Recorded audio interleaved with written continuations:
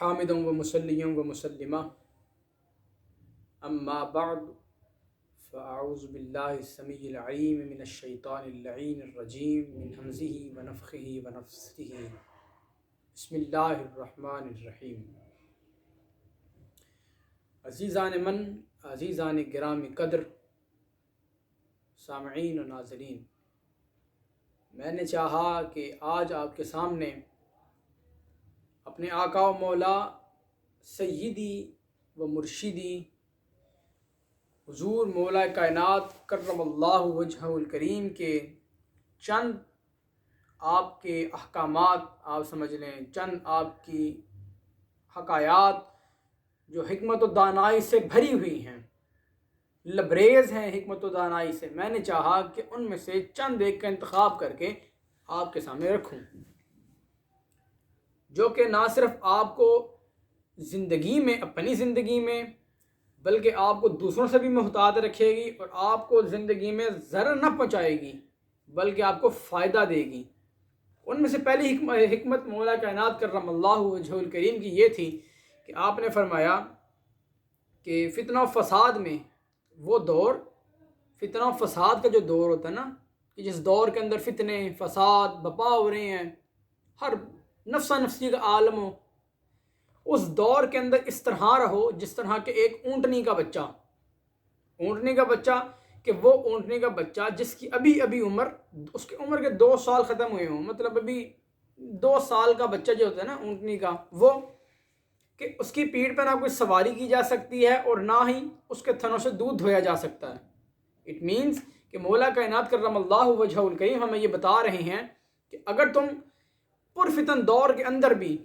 ایسا دور جو فتنہ و فساد سے لبریز ہو، بپا ہو، اس کے اندر بھرا پڑا ہو فتنہ، اس دور میں اگر تم عزت اور عظمت کی زندگی جینا چاہتے ہو تو آپ کو چاہیے کہ آپ نیوٹرل رہو، اس طرح کہ جس طرح اونٹنی کا 2 سال کا بچہ، جس کی بھی مثلا بھی 2 سال عمر ختم ہوئی ہو، مطلب 2 سال کا ہوا ہو ابھی، مطلب کہ آپ اس سے نہ اس پر نہ سواری کر سکتے ہیں، اس کو اپنے اس سواری کے لیے استعمال بھی نہیں کر سکتے اور اس کا دودھ بھی نہیں دو سکتے۔ اٹ مینس کہ نیوٹرل، درمیانی رستے میں رہو، نہ ادھر گرو نہ ادھر گرو، درمیان میں رہو۔ کیوں؟ کیونکہ درمیانی رستہ سب سے سپر اور سب سے کلاسک رستہ ہوتا ہے۔ ایک حکایت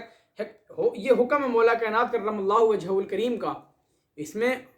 بڑی حکمت اور دانائی ہے آپ کے لیے بھی اور ہمارے لیے بھی۔ مجھے بھی چاہیے کہ میں اپنی زندگی میں ان آپ کی باتوں پر عمل کروں۔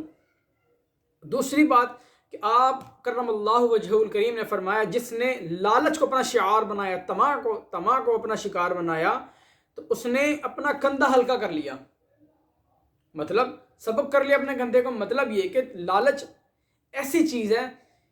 کہ آپ کہیں نا کہ مجھے لالچ کیا ہوتی ہے، یار اس کے پاس ہے مجھے بھی چاہیے، یہ بھی چاہیے، یہ بھی چاہیے، یہ بھی چاہیے، یہ بھی چاہیے۔ جو اپنے پاس ہوتی ہے آپ اس سے ہاتھ دھو بیٹھتے ہیں۔ مثال کے طور پر ایک آپ سمجھ لیں کہ ایک بچہ تھا غریب، اللہ تعالیٰ نے اس کو دونوں پیر دیے، اپنے ماں باپ سے ضد کر رہا ہے کہ وہ دیکھو اس کے پاس جوگرز ہیں، میرے پاس جوگر نہیں ہے، اس کے پاس سینڈل ہے، میرے پاس سینڈل نہیں ہے، اس کے پاس شوز ہیں، میرے پاس شوز نہیں ہیں۔ تھوڑے آگے گیا،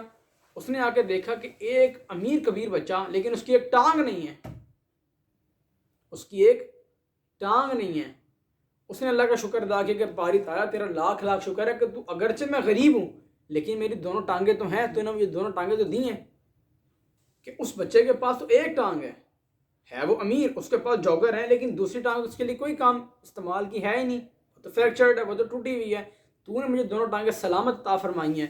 یہ چیز کہ آپ جب لالچ کو اپنا شعار بناتے ہیں تو آپ اپنے کندھے ہلکے کر بیٹھتے ہیں۔ جب آپ دوسروں کی چیزوں پہ نظر رکھیں گے، اپنی دوسروں کی چیزوں پہ نظریں گاڑے رکھیں گے،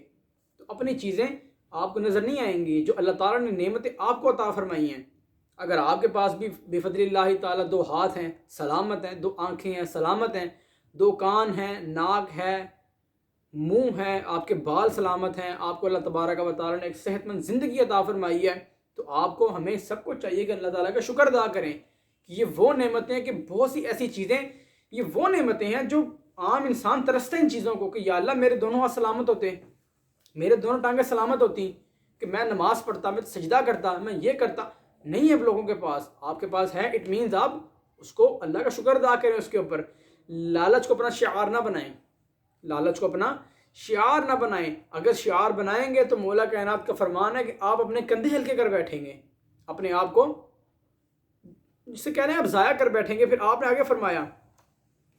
اور جس شخص نے اپنی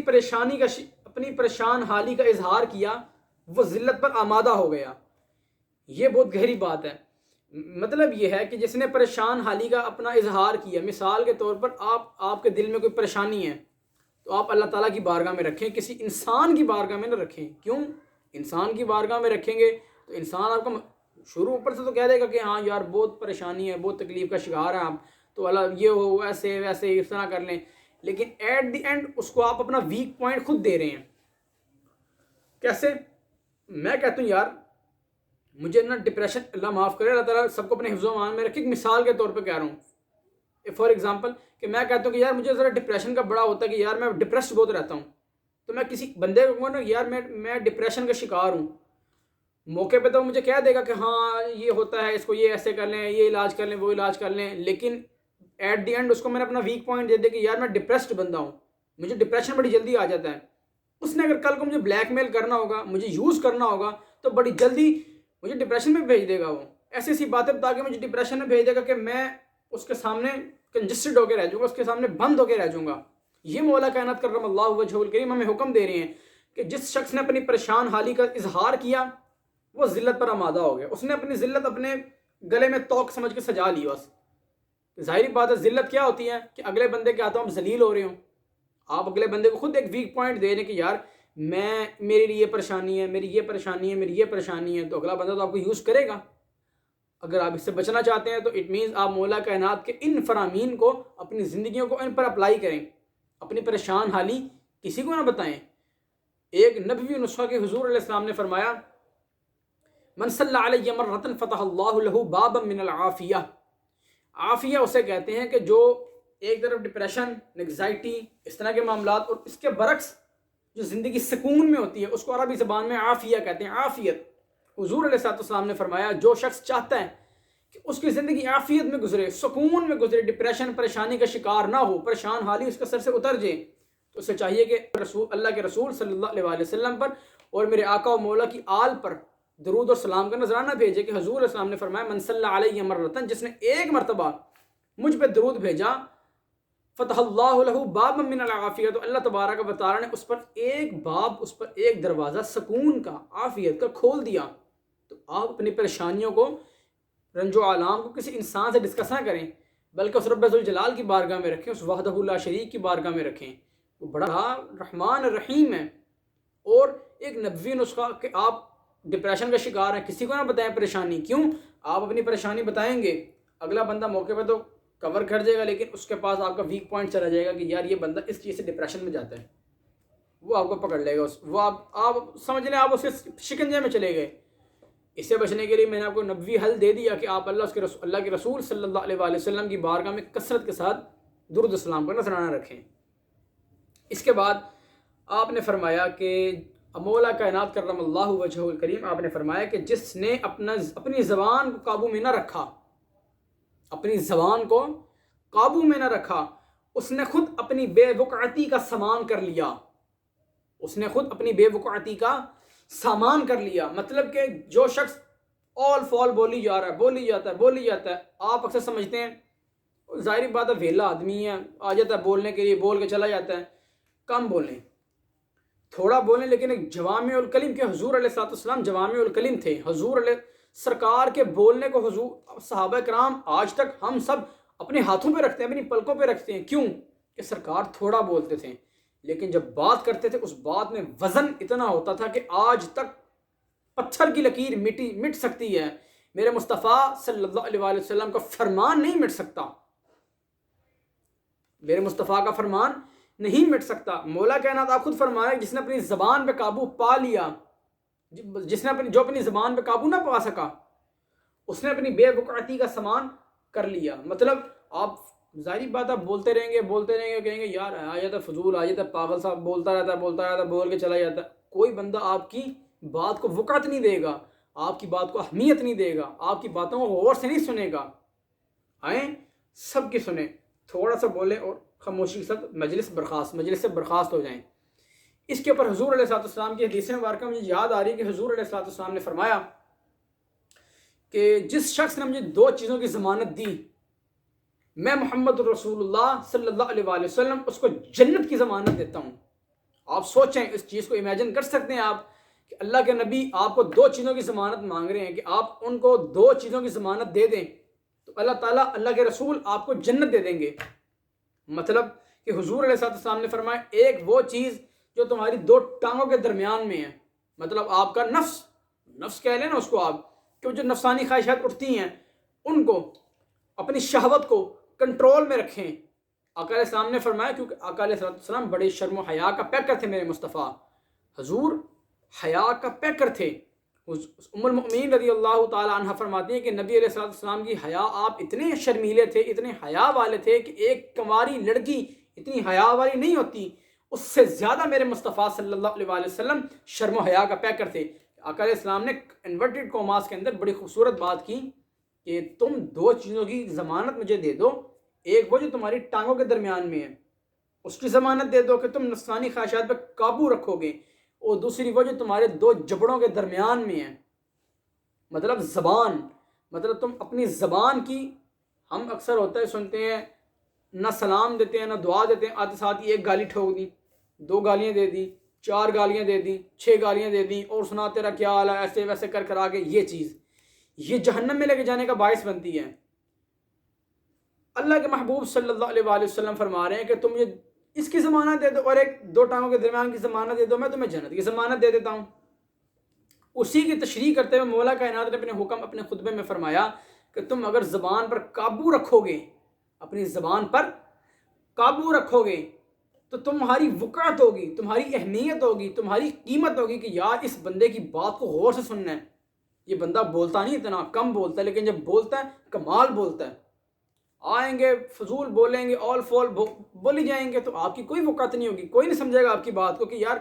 کہیں گے یار بٹ ٹھیک ہے، روز آتا ہے بول کے چلا جاتا ہے۔ تھوڑا بولیں، لیکن جب بولیں بات کریں تو ایسی بات کریں کہ جو قرآن و سنت کی تعلیمات کے منافی نہ ہو، بلکہ قرآن و سنت کی تعلیمات کے عین ڈھانچے میں اترتی ہو، کہ آپ جب بولیں تو لوگ آپ پر تنقید نہ کر سکیں، کہ کہنا کہ تنقید کرے تو کہنا یار اس پر تنقید،